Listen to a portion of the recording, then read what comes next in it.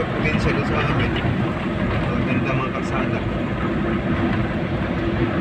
Mas bago.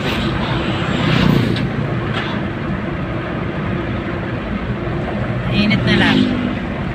Ito yung bato. Ha? Biniyak ang bundok, no? Kami na kuya nuli kasi may pumasyal kami dati dito nung ginagawa pa. Dami mga kawayan. Ha? Kawayan.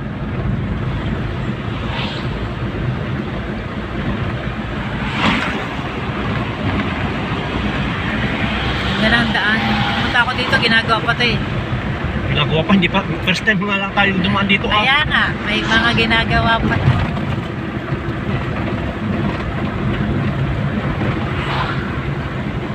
Pag nabuksan lahat ng daan, madali na sa mga motorista. Mga shortcut. Mga shortcuts mo. Ano itong turn right? Ano sabi ng turn right?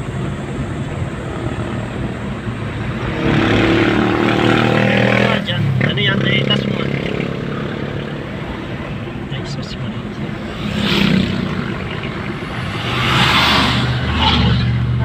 Bakit wala ditong kabahayan? Lang, ay, ito nga yun. May, ano yan, may kakananan na tayo. Daanan tayo dito.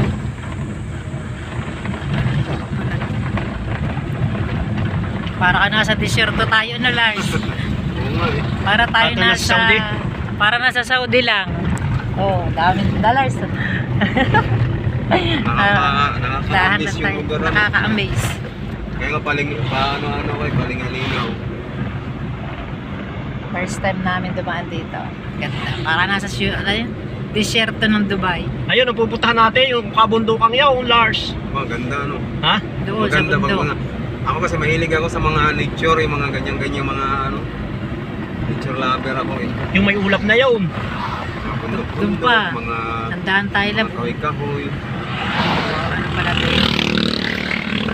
Pag mga ganito mga yung mga dadaanan, tinitingnan ko yan.